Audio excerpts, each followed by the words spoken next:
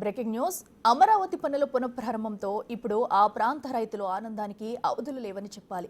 ఏకంగా ప్రధాని మంత్రి నరేంద్ర మోడీ వచ్చి పనులను తిరిగి ప్రారంభిస్తుండటంతో వారు సంబరాలు చేసుకుంటున్నారు. ప్రధాని సభకు రావాలంటూ ఇంటింటికి తిరిగి ప్రజలను ఆహ్వానిస్తున్నారు.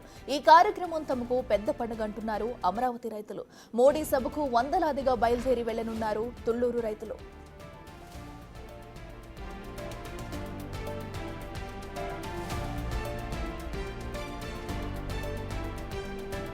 రెటిగా అమరావతిలో కూడా నేడు అమరావతి అటు రాజధాని పనులు పునఃప్రారంభం కానున్నాయి. దీంతో ఆ ప్రాంత రైతులంతా కూడా ఎంతో సంతోషిస్తున్నారు. అయితే 10 సంవత్సరాల తర్వాత కూడా అమరావతి పనులైతే పునఃప్రారంభించనున్నారు ప్రధాని మోడీ.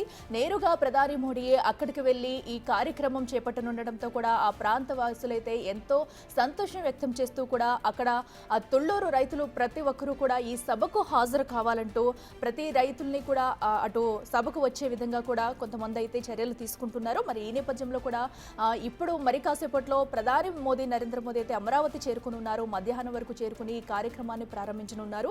ఇప్పటికే సభా వేదిక వద్ద అయితే అన్ని ఏర్పాట్లు పూర్తి చేశారు. ఇక తుళ్లూరు రైతులైతే సభా ప్రాంగణానికి చేరుకునేందుకు ఎంతో ఉత్సాహం చూపిస్తున్నారని చెప్పాలి. ప్రతి ఒక్కరూ తమ ఇంట్లో పండుగ అన్నట్టు కూడా మనం చూస్తున్నాం. బిగ్ టీవీ స్క్రీన్ మీద విజువల్స్, దానికి సంబంధించి ఆహ్వాన పత్రికలను కూడా పంచుతూ ప్రతి రైతులు కూడా అమరావతి సభకు రావాలంటూ ఈ కార్యక్రమాన్ని ఘన విజయం చేయాలంటూ కూడా వారి ఇంటింటికి వెళ్లి ఆహ్వానిస్తున్న దృశ్యాలైతే మనం చూస్తున్నాము.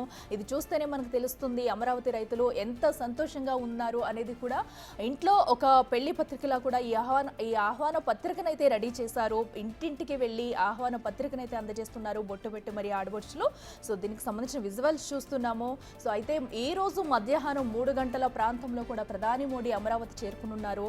సో ఎంతో ఘనంగా రాజధాని పనులు పునఃప్రారంభించనున్నారు ప్రధాని మోడీ. దీంతో అమరావతి రైతుల ఆనందానికి అవధులు లేవనే చెప్పాలి. ఇప్పటికే అక్కడ సభా ప్రాంగణం వద్ద భారీగా ఏర్పాట్లు అయితే చేశారు. సుమారుగా 5 లక్షల మంది వరకు కూడా అక్కడికి ప్రజలు వచ్చే అవకాశం కనిపిస్తుంది. దీంతో అటు సెపరేట్ గా వేదికల్ని కూడా రెడీ చేశారు. ప్రతి ఒక్కరిని క్షుణ్ణంగా పరిశీలించిన తర్వాతే లోపలికి పంపించనున్నారు అధికారులు. అయితే ఇప్పటికే సభా ప్రాంగణం వద్ద మొత్తం ప్రాంతాన్ని ఎస్పీజీ కమాండ్ అయితే తమ ఆధీనంలోకి తీసుకుంది. సో దీంతో రైతులు కూడా భారీ ఎత్తున అక్కడికి తరలి వెళ్లనున్నారు. సో ఆడపడుచులు కూడా ఎంతో ఆనందంతో అక్కడికి సభా ప్రాంగణానికి చేరుకునున్నారు.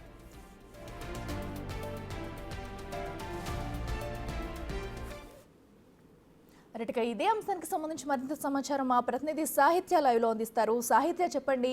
మరి కాసేపట్లో కూడా అమరావతి పునర్నిర్మాణ పనులైతే ప్రారంభం కానున్నాయి. మరి ఇప్పటికే అక్కడ దానికి సంబంధించి ఏర్పాట్లన్నీ కూడా పూర్తి చేసినట్టు తెలుస్తుంది. మరి ప్రధానంగా తుళ్లూరు రైతులైతే ఎంతో ఆనందం వ్యక్తం చేసినట్టు తెలుస్తుంది. వారి స్పందన ఎలా ఉంది? ఎప్పటి వరకు సభా ప్రాంగణానికి వీరందరూ చేరుకునే అవకాశం ఉంది? డీటెయిల్స్ అయితే.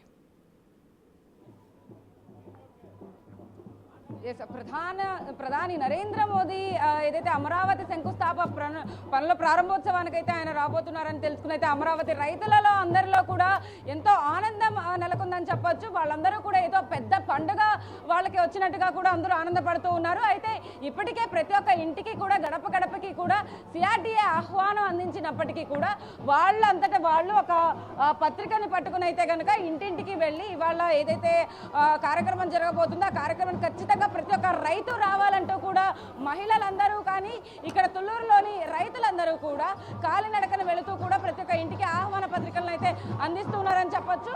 అయితే అమరావతి మహిళలు గత 5 ఏళ్లుగా కూడా ఎన్నో ఇబ్బందులను ఎదుర్కొన్నారు.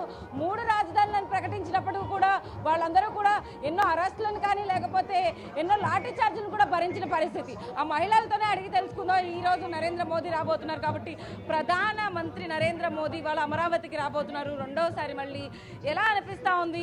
ఈ రోజు కూడా 1,00,000 కోట్ల పనుల ప్రారంభోత్సవం కూడా చేయబోతున్నారు. ఎలా అనిపిస్తుంది? జై అమరావతి అండి. ఈరోజు ప్రధానమంత్రి నరేంద్ర మోదీ గారు ఇక్కడ అమరావతిలో ప్రజా రాజధాని పునర్నిర్మాణ కార్యక్రమానికి రాబోతున్నారండి.